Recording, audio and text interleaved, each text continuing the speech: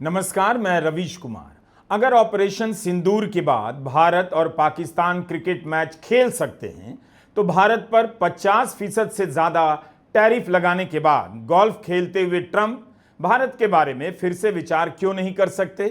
तब सवाल उठता है कि गोल्फ कोर्स का मोदी और ट्रंप की फिर से शुरू हुई बातचीत का क्या संबंध है, उसके पीछे कौन है वो शख्स जो ट्रंप से मिलने गोल्फ कोर्स गया और उस मुलाकात को रिकॉर्ड पर लाने से ट्रंप ने ही मना कर दिया। इस हाई प्रोफाइल शख्स की अपनी कोशिश थी जिसके कारण ट्रंप ने प्रधानमंत्री मोदी को लेकर ट्वीट किया, या दूसरे और चैनलों से भी भारत इस तरह के प्रयास कर रहा है। लेकिन ट्रंप से गोल्फ के मैदान पर मिलने वाला यह शख्स अपने बारे में इस समय जानकारी क्यों लीक करेगा।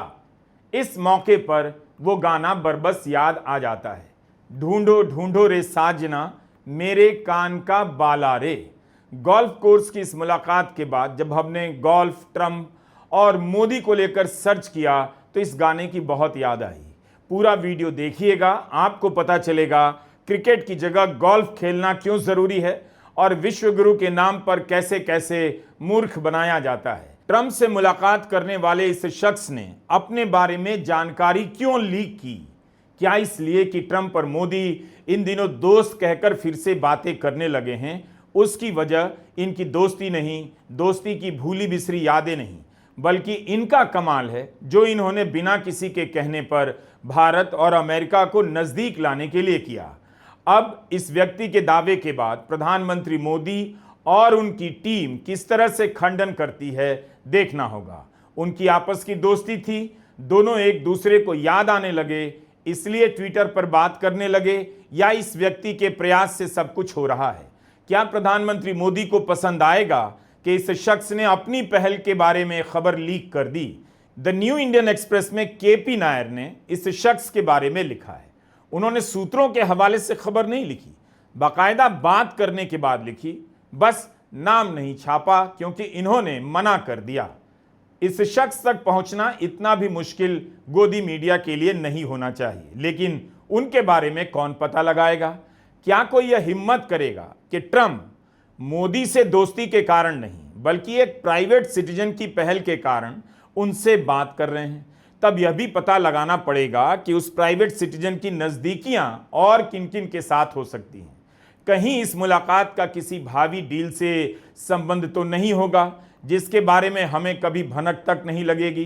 संपर्कों के इस खेल में मोल भाव का रोल बहुत बड़ा होता है। बिना कीमत वसूलने या उसकी आस में कोई यह काम नहीं करता, क्योंकि इस तरह के नेटवर्क में आध्यात्मिक शक्तियां नहीं पहुंचती हैं, व्यापारिक शक्तियां ही पहुंच पाती हैं। गोल्फ कोर्स पर ट्रंप से मुलाकात करने वाले शख्स ने उस राज को सार्वजनिक कर क्या हासिल किया होगा जिसे ट्रंप के प्रशासन में ही किसी को पता नहीं, भारत की सरकार को पता नहीं उसके अनुसार? इसका जवाब आपको कॉरपोरेट दुनिया के बदलते समीकरणों की समझ से मिल सकता है, मुकदमों से भी मिल सकता है।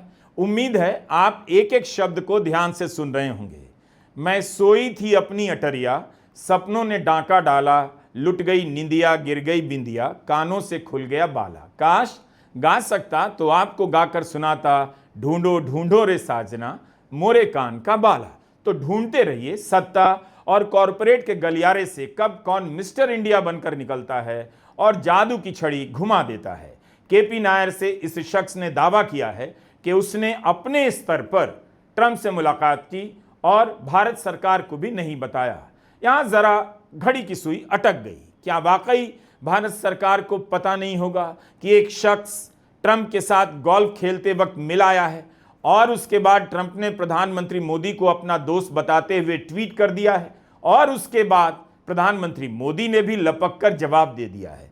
थोड़ी हैरानी प्रधानमंत्री मोदी और उनकी टीम को तो हुई होगी या होनी चाहिए कि यह चमत्कार हुआ कैसे। क्या वाकई सरकार अनजान रही होगी? थोड़ा इंतजार कीजिए। इतना तो तय है कि ट्रंप के साथ गोल्फ कोर्स में टाइगर वुड्स ने मुलाकात नहीं की। केपी नायर की रिपोर्ट से लगता है वो भारतीय ही है। ट्रंप गोल्फ कोर्स में खेल रहे हैं, वहां एक शख्स अपने संपर्कों के आधार पर अवतरित होता है, 10 मिनट की बातचीत करता है और ट्रंप अपने गेट कीपर से कहते हैं इस बातचीत को रिकॉर्ड पर लाने की जरूरत नहीं। रिकॉर्ड पर लाने जैसी कोई बातचीत ही नहीं हुई, बस भावनाओं का आदान प्रदान हुआ। ट्रंप कहते हैं फिर इससे रिकॉर्ड पर क्या डालना। केपी नायर ने लिखा है कि अमेरिकी लोगों को पता है, लेकिन सब ट्रंप प्रशासन के बाहर के लोग हैं।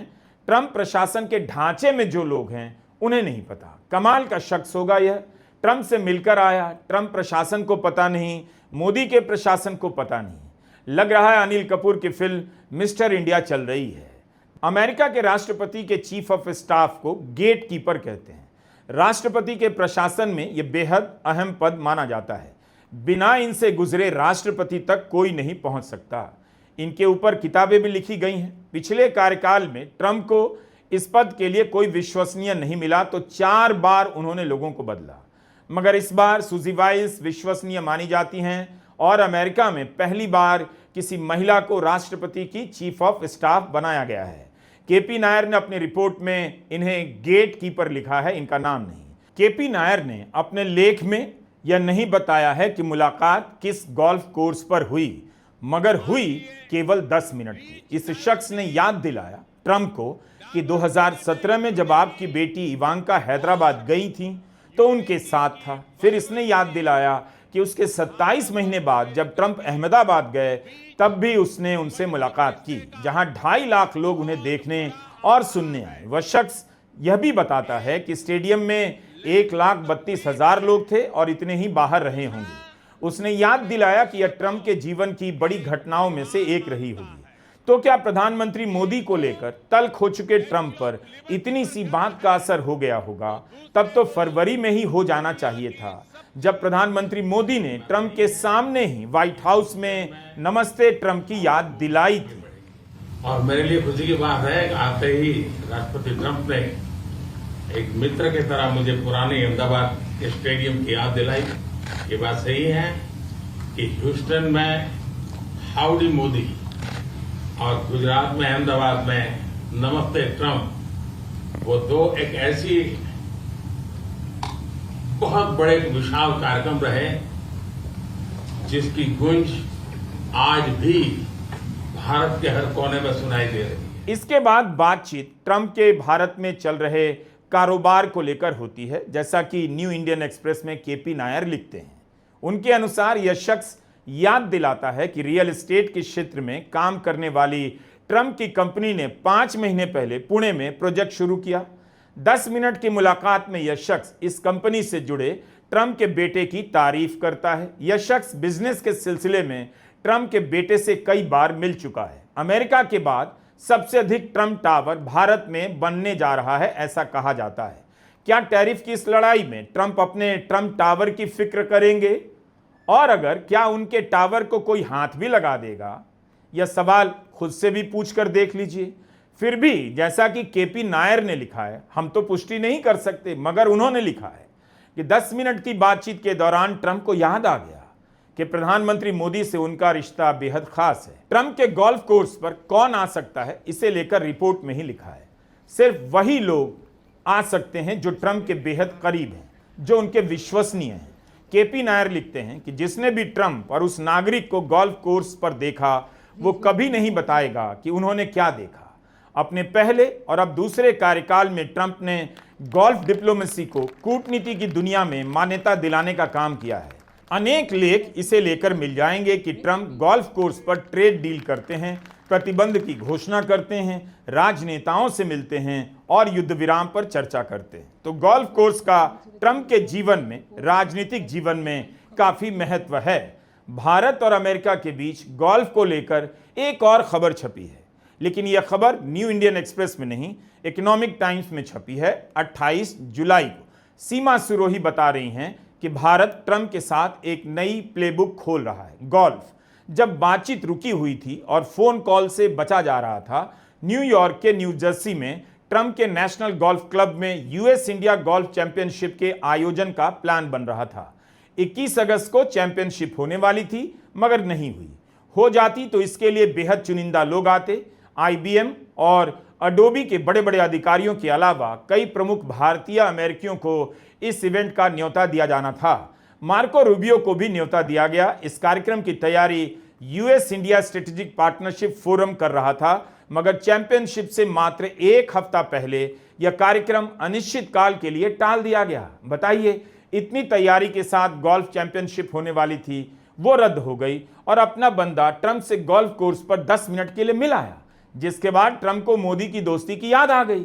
कहानियां सुनाती हैं, पवन आती जाती है, एक था दिया एक बाती, राजपूत फिल्म का गाना है। अब तो गाना ही याद आ रहा है, बिल्कुल सेम टू सेम हुआ। कहीं ऐसा ना हो भारत के सारे गोल्फ कोर्स पर किसी उद्योगपति की नजर पड़ जाए और वही खरीद ले, ताकि ट्रंप जब भी भारत आए और गोल्फ खेलने जाएं तो वह उद्योगपति भी 10 मिनट के लिए उनसे मिल ले, अपना जुगाड़ कर ले। आप बात तो समझ रहे होंगे। 5 सितंबर को ट्रंप ट्वीट करते हैं कि लगता है हमने भारत और रूस को गहरे अंधेरे चीन के हाथों खो दिया है, इनका भविष्य मंगलमय हो।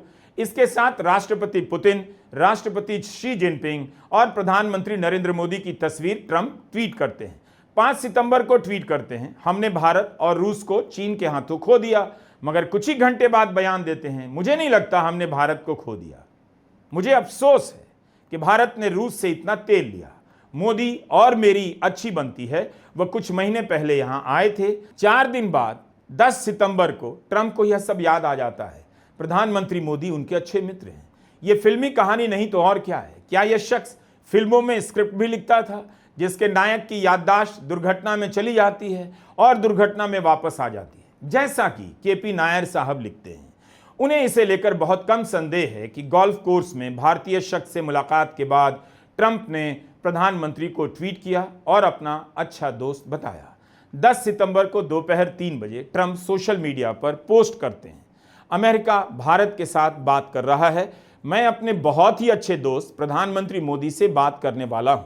मुझे पक्का भरोसा है कि दोनों महान देशों के बीच सफलतापूर्वक समाधान हो जाएगा, कोई दिक्कत नहीं होगी। और प्रधानमंत्री मोदी भी झट से जवाब देते हैं कि भारत और अमेरिका नेचुरल पार्टनर्स हैं। मुझे उम्मीद है व्यापार को लेकर हमारी बातचीत और भारत और अमेरिका की पार्टनरशिप की असीम संभावनाओं को उजागर करने का काम करेगी। हमारी टीमें इस बातचीत को जल्द से जल्द खत्म करने की कोशिश कर रही हैं। मैं भी राष्ट्रपति ट्रंप से बात करने के लिए उत्सुक हूं। भारत और अमेरिका अच्छे साझीदार तो हैं, बने रहें, उसी में सबकी भलाई है। लेकिन प्रधानमंत्री मोदी ने नेचुरल पार्टनर कहा, क्या यह सही है? क्या एक नेचुरल पार्टनर के रूप में ट्रंप भारत को राजी कर पाएंगे कि रूस से तेल खरीदना बंद कर दे? भारत अब तक इस फैसले का बचाव करता रहा कि एक संप्रभु राष्ट्र के रूप में यह उसका अधिकार है। यह बात और है कि रूस से सस्ता तेल आया लेकिन जनता को लाभ नहीं मिला। फिर भी देखना होगा कि रूस से तेल खरीदने को लेकर भारत ट्रंप को कैसे राजी करता है। जिस दिन ट्रंप अपनी और प्रधानमंत्री मोदी की दोस्ती के बारे में ट्वीट करते हैं, उसी दिन खबर आती है कि ट्रंप यूरोपियन यूनियन के साथ लॉबी कर रहे हैं कि भारत और चीन पर 100% टैरिफ लगाया जाए, क्योंकि दोनों रूस से तेल खरीद रहे हैं। जल्दी ही प्रधानमंत्री मोदी और राष्ट्रपति ट्रंप के बीच सीधी बातचीत होने की खबर है। हिंदू में सुहासिनी हैदर, टीसीएस शरद राघवन ने रिपोर्ट किया है। बस अगर भारत रूस से तेल खरीदना बंद कर दे। सूत्रों के हवाले से रिपोर्ट में लिखा गया है कि इस बात के भी आसार हैं कि भारत और अमेरिका के बीच चल रही एफटीए की बातचीत के फिर से शुरू होने की संभावना है। इस रिपोर्ट में बताया गया है कि अगस्त के महीने में सरकार के एक वरिष्ठ सदस्य ने मार्को रूबियो से बात की और एफटीए पर फिर से बातचीत शुरू करने का प्रस्ताव किया। अमेरिका की तरफ से कहा गया है कि अब गेंद भारत के पाले में है। अगर भारत और अमेरिका नेचुरल पार्टनर होते तो अमेरिका भारतीयों को हथकड़ियां और बेड़ियां पहनाकर भारत नहीं भेजता। यह दृश्य वाकई अपमानजनक था। कई देशों ने अमेरिका का प्रतिकार किया और अपने नागरिकों को बिना हथकड़ियों के अपने देश ले आए, मगर भारत कुछ नहीं कर सका। भारतीय छात्रों के वीज़ा मुश्किल नहीं करता। अगर अमेरिका नेचुरल पार्टनर होता तो भारतीय छात्रों के लिए वीज़ा के नियम मुश्किल नहीं करता। भारत वीज़ा को लेकर क्या सोचता है, इसकी जानकारी कम ही आती है। ऐसी भी खबरें छपी हैं कि ट्रंप आईटी सेक्टर पर 25% का आउटसोर्सिंग टैक्स लगा सकते हैं। अगर ऐसा हुआ, आईटी सेक्टर पर बहुत बुरा असर पड़ेगा। इसी के साथ यह भी खबर छपी है कि भारत की आईटी कंपनियों ने H1B1 वीज़ा स्पॉन्सर करना कम कर दिया है। अगर अमेरिका भारत का नेचुरल पार्टनर होता तो ट्रंप ऑपरेशन सिंदूर को लेकर 85 बार दावे नहीं करते कि उन्होंने सीज फायर कराया। उन्हें भी पता है कि इससे भारत की राजनीति में प्रधानमंत्री नरेंद्र मोदी को मुश्किल होती है। इस तरह का काम कोई नेचुरल पार्टनर या दोस्त नहीं करता है। इस तरह का काम गोदी चैनल भी एक दूसरे के खिलाफ नहीं करते हैं। विदेश नीति को लेकर जब ज्यादा प्रचार हो तब थोड़ा नमक कम खाया कीजिए। एससीओ की बैठक को लेकर कितना प्रचार हुआ, प्रधानमंत्री मोदी के हर एंगल से फोटो वीडियो वायरल हुए। अब खबर आई है कि पाकिस्तान को एससीओ के रीजनल एंटी टेररिस्ट स्ट्रक्चर की अध्यक्षता सौंप दी गई है। सभी देशों ने सहमति दी है। पाकिस्तान के विदेश मंत्रालय ने अपनी तरफ से ट्वीट किया है और दावा कर रहा है कि सदस्य देश उसमें कितना भरोसा दिखा रहे हैं। इस प्रेस रिलीज में पाकिस्तान खुद को आतंक से लड़ने वाला फ्रंटलाइन स्टेट बता रहा है। बताइए, जिस पर भारत में आतंकी हमले करने का आरोप है, वही देश एंटी टेरर ढांचे का अध्यक्ष बन गया और गोदी मीडिया चुप हो गया। पाकिस्तान के विदेश मंत्रालय ने बयान दिया है कि यह नियुक्ति दिखाती है कि एससीओ के मेंबर देशों को शांति और स्थिरता स्थापित करने के लिए पाकिस्तान द्वारा किए जा रहे प्रयासों में विश्वास है। संयुक्त राष्ट्र में भी पाकिस्तान को काउंटर टेररिज्म कमेटी का उपाध्यक्ष बनाया गया है। पाकिस्तान ने इस प्रेस रिलीज में अपनी तारीफ की है। एससीओ का मामला है तो क्या ऐसा भी हो सकता है कि किसी को पता ना हो और पाकिस्तान ने अपनी तरफ से प्रेस रिलीज जारी कर दी हो? अगर ऐसा है तब तो इससे फर्जी संगठन कुछ और हो नहीं सकता। क्या यह भी भारत की विदेश नीति की सफलता है कि पाकिस्तान शंघाई कोऑपरेशन ऑर्गेनाइजेशन के एंटी टेरर स्ट्रक्चर का अध्यक्ष बन गया? क्या यूपीए की सरकार होती तो मीडिया में हेडलाइन नहीं चल रही होती कि प्रधानमंत्री पद से इस्तीफा दें या एससीओ से खुद को अलग कर लें? मीडिया में रिपोर्ट हो रहा है कि एससीओ के रीजनल एंटी टेररिस्ट स्ट्रक्चर ने साझा बयान में पहलगाम हमले की निंदा की है, मगर इस बात को कम प्रमुखता दी गई कि उसी बयान में पाकिस्तान में जाफर एक्सप्रेस पर हुए हमले की निंदा की गई। द हिंदू की पत्रकार सुहासिनी हैदर ने इस पर ट्वीट किया है कि इस बयान को लेकर सरकार के सूत्र मीडिया को उलझा रहे हैं। एससीओ के बयान में भारत और पाकिस्तान की बराबरी कर दी गई है, जिसका सरकार को विरोध करना चाहिए। पाकिस्तान में जो हमला हुआ वो सुरक्षा बलों पर था। भारत में निहत्थे नागरिकों पर हमला हुआ। दोनों जगह आतंकी हमला हुआ, मगर क्या इन दोनों हमलों में कोई बराबरी की जा सकती है? लगता है सारा देश गोल्फ खेलने में लगा है। बुझा नहीं रहा है, फिर भी गोल्फ का मैच देख रहा है। मुझे तो अब लग रहा है कि इस खबर के बाद ट्रंप के साथ सहज होने के लिए प्रधानमंत्री मोदी कहीं गोल्फ की ट्रेनिंग ना लेने लग जाएं। ट्रंप से पहले बिहार चुनाव में गोल्फ की ट्रेनिंग काम आ सकती है। पटना में भी गोल्फ क्लब है जहां 1916 से प्रतियोगिता हो रही है। बिहार का कुलीन गोल्फ खेलता है और युवा गुल्ली डंडा।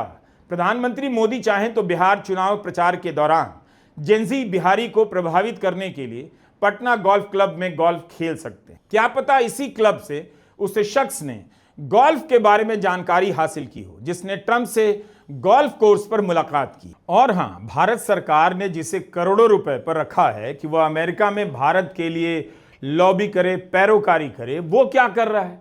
कहीं ऐसा तो नहीं कि भारत में ही है और यहीं गोल्फ खेल रहा है? ट्रंप के साथ गोल्फ कोर्स पर मुलाकात करने वाले शख्स की वजह से अगर डील हो जाए, भारत अमेरिका की दोस्ती हो जाए, इससे अच्छा कुछ भी नहीं हो सकता। दोस्ती होनी भी चाहिए। हजारों करोड़ों के ऑर्डर कैंसिल हो गए होंगे, लाखों की नौकरियां जाने वाली होंगी, यह सब रुकेगा। अगर इसकी मुलाकात का इतना असर हो सकता है तब तो किसी गोल्फ कोर्स का नाम इनके नाम पर रख देना चाहिए। इससे पहले कि कोई प्रतिद्वंदी कॉरपोरेट सारे गोल्फ कोर्स अपने नाम कर ले, ट्रंप से गोल्फ कोर्स पर मुलाकात करने वाले इस महापुरुष के नाम पर जल्दी ही गोल्फ की कोई प्रतियोगिता शुरू कर देनी चाहिए। नमस्कार, मैं रवीश कुमार।